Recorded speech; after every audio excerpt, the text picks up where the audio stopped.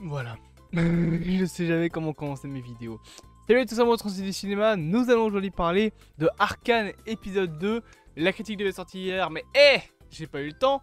Et actuellement il est 17h40 parce que j'ai pas eu le temps. Épisode que j'ai trouvé très cool. Voilà, ça c'est comme tous les épisodes. Pour résumer un petit peu, voilà, c'est vrai qu'il faudrait que je fasse ça aussi, résumer des trucs avant de faire la critique. Donc on est sur un épisode, mais évidemment, qui se passe encore dans le passé. On va y rencontrer pour la première fois les personnages de Jace, Victor et Caitlyn. Trois personnages qui vont avoir une importance par la suite. D'un autre côté, Piltover continue son enquête sur ce qui s'est passé dans le premier épisode, donc l'explosion de l'appartement justement de Jace. C'est grâce à ça qu'on va introduire le personnage. Donc c'est un scientifique qui travaillait sur un projet secret censé pouvoir aider la science à contrôler la magie. Et à cause de ça, il va devoir répondre de ses actes devant l'académie, devant le conseil de Piltover. Et donc se faire du coup virer de l'académie scientifique de Piltover, faisant en sorte qu'il ne puisse plus enseigner, enfin pas enseigner, mais qu'il ne puisse plus utiliser la science, faire des travaux officiaux, tout simplement parce que le travail qu'il avait fait sur la magie était pas officiel, c'était pas quelque chose de déclaré, ce n'était pas quelque chose d'autorisé, et du coup il va se faire virer, ça va devenir un paria, les parents de Caitlyn ne vont plus vouloir qu'ils se voient alors qu'ils étaient juste amis, et d'un autre côté tu auras Victor qui va commencer à être titillé par le projet et donc à vouloir l'aider. Ça c'est pour la partie de la série qui parle de Jace. Et de l'autre côté, on a toujours les résultats de cet incident, mais du côté de la basse ville, avec donc Powder et Vi, ainsi que tous les autres petits bonhommes qui sont autour d'eux, qui de leur côté vont commencer à avoir des problèmes à cause des pacifieurs qui veulent des responsables pour l'explosion. On sait que c'est pas Jace, que c'est quelqu'un d'autre, et ils veulent tout simplement des responsables. Ils veulent trouver qui a détruit ça, et du coup tu vas avoir Vander qui de son côté ne veut pas balancer que c'est ses gosses, ça paraît logique, ni en fait les deux autres, donc Milo et j'ai oublié son nom au deuxième, et du coup ça va créer toute une discorde, parce que d'un côté Vi va apprendre que Vander a un pacte avec les pacifieurs. De l'autre côté, Vander va être un peu passé pour quelqu'un de faible auprès de son peuple parce qu'il ne veut pas se battre. Donc voilà, on est sur un point où, au bout d'un moment, à la fin de l'épisode, Vi se livrera tout simplement aux pacifieurs. Et quand Vander va s'en rendre compte, ce sera déjà trop tard. C'est le scénario donc de ce deuxième épisode que je trouve personnellement très très cool. Alors bien évidemment, je vais pas parler de la réalisation, je vais pas parler des musiques. Enfin si, il y aurait une musique dont je pourrais parler, c'est la musique quand justement les pacifieurs qui arrivent à la fin de l'épisode. J'ai plus le nom, le pire c'est que je l'ai dans ma playlist Spotify. Attendez, je vais ouvrir Spotify pour la chercher. Tac, Spotify, ouvre-toi. Voilà, magnifique. Spotify, non, il allait avoir la musique qui allait se lancer. C'est... Pourquoi? Ah, titre liké, comment on fait? Oui, c'est comme ça. Je cherche, c'est un truc qui commence par O, il me semble. Je crois que c'est comme ça. Ça commence par O. C'est pas Enemy, non. C'est Your Love, voilà.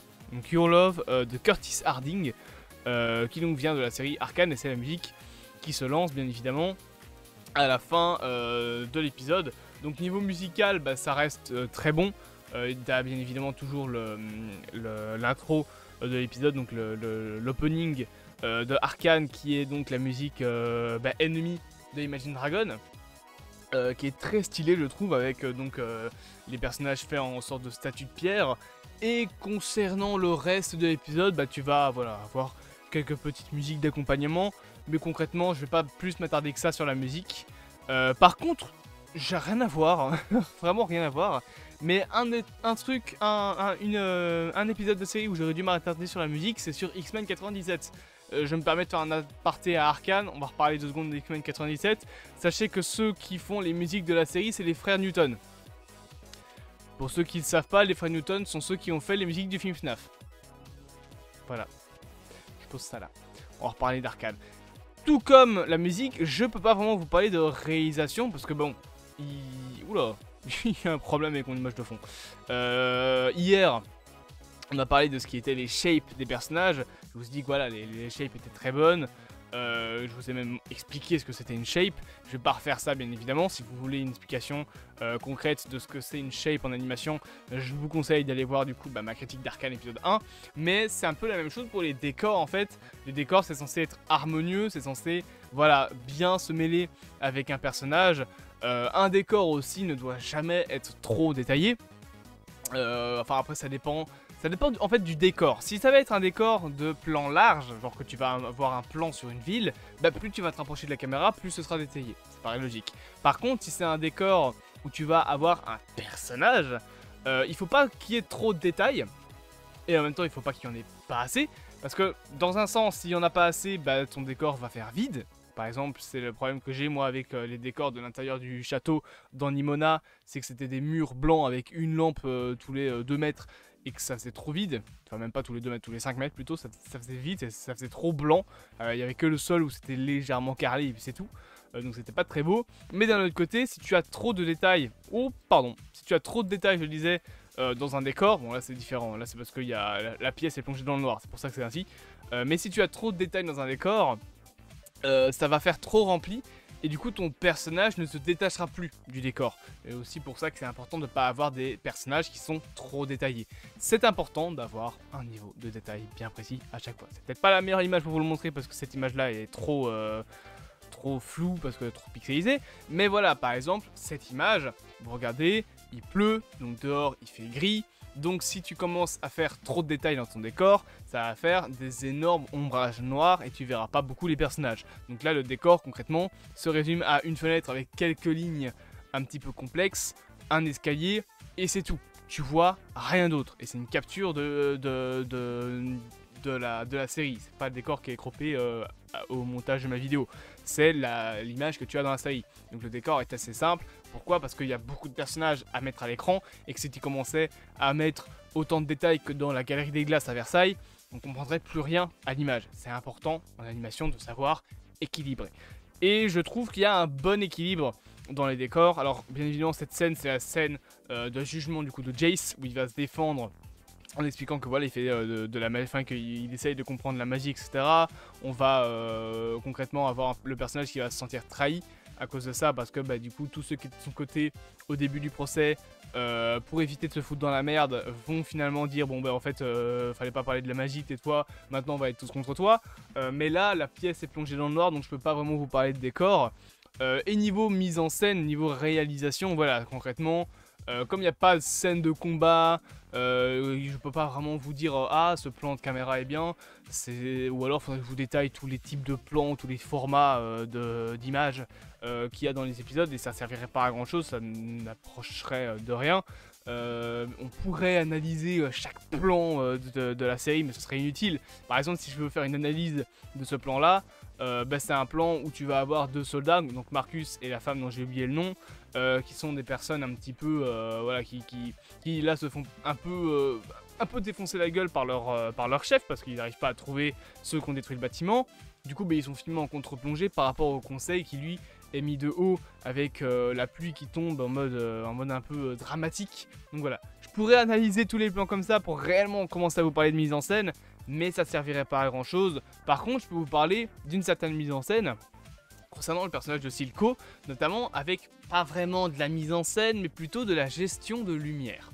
Et même si techniquement ça rentre dans la mise en scène, ça rentre plus dans le compositing d'images, en plus de ça parce que c'est de l'animation. Sur un film en live action, c'est des éclairages ou de la post-production. Là, c'est de l'animation qui va directement être retouchée sur l'animation. Quand tu fais l'animatique, tu as le mec qui fait l'animatique, donc qui fait l'animation de base et qui fait certaines des images. Tu vas avoir les mecs qui vont se faire chier à faire les images entre les images. Oui, il y a vraiment, je vous jure qu'il y a un métier pour ça. Tu as le métier d'animateur de base qui va en fait faire les images clés. Et puis après, tu vas avoir quelqu'un qui va repasser sur ce que l'animateur a fait pour faire chaque image restante à faire. Un boulot très chiant. Faut aimer dessiner. Et de l'autre côté, tu vas avoir un autre boulot qui va donc être le boulot d'éclaireur. Ça se fait sur des logiciels de compositing et qui donc vont éclairer l'animation terminée. Et parfois, enfin, pas peindre l'animation, ça va être autre chose, ça va être un autre boulot, ça va être le peintre ou alors même carrément l'animateur si c'est directement fait en couleur. Mais tu as certaines animations qui sont d'abord faites en noir et blanc pour ensuite et se fait en couleur par la suite, c'est compliqué. Mais du coup, sur cette image, ce qu'on pourrait expliquer, c'est que bah là, Silco a une face qui est dans l'ombre, c'est parce que c'est l'ennemi, que son œil qui est dans l'ombre est l'œil le plus menaçant, donc on représente une certaine menace grâce à l'ombre, et il y a un contraste qui est fait avec son personnage, c'est notamment ça qui le détache du décor, c'est que la moitié de son visage est plongée dans le noir, alors que tu vois bien que derrière, il y a une lumière, devant, si tu regardes le mur derrière lui, il y a une certaine lumière qui est quand même plus forte que sur le côté de son personnage, donc techniquement il devrait être plus éclairé, mais parce qu'on veut représenter la face antagoniste du personnage, on va l'éclairer de moitié dans l'ombre pour justement accentuer le contraste avec l'œil orange par rapport au reste de son visage, qui est le visage un peu moins menaçant, j'ai envie de dire. Donc voilà. Maintenant, il y a aussi la fin de l'épisode dont j'ai envie de parler, enfin les deux sortes de cliffhanger. Le premier, c'est donc quand t'as Silco qui fait boire au blond des premiers épisodes le fameux produit sur lequel il travaille, et bien évidemment Vi qui va se livrer au pacifieur. C'est deux éléments que je trouve très bien. Voilà, c'est pour l'instant des cliffhangers qui sont très utiles et très bien utilisés parce que bon, un cliffhanger, voilà. Disons que dans les séries d'animation, dans les animés surtout, on a un peu l'habitude qu'un cliffhanger, c'est tu fais le cliffhanger et puis après tu fais 1 ou 2, 3 épisodes filler. Voilà, hein, pour ceux qui savent pas ce que c'est un filler, un épisode filler, c'est quand tu as fait un putain de cliffhanger de fou mais que t'as pas écrit la suite. Je te vois One Piece. Mais là pour le coup les cliffhangers vont être utilisés, notamment parce que la série ne fait que 8 épisodes, là où un animé je pense ça fait allez, 12-13 épisodes par série, enfin par saison je crois, genre rien qu'Assassination Classroom qui a que 2 saisons entre guillemets, les saisons faisaient 13 épisodes je crois. Là pour des séries qui sont un petit peu plus travaillées j'ai envie de dire, ou alors pour des mini-séries, tu vas avoir tendance à avoir plus des séries de 8-9 épisodes grand maximum. Je pense qu'Arcane en fait 9. Et du coup, bah, avoir plus le temps d'intégrer tes cliffhangers plus correctement. J'espère donc que cette petite critique vous aura plu. Bien évidemment, n'hésitez pas à vous abonner, à partager, à liker et à commenter. Et on se dit tout simplement à bientôt pour de prochaines aventures.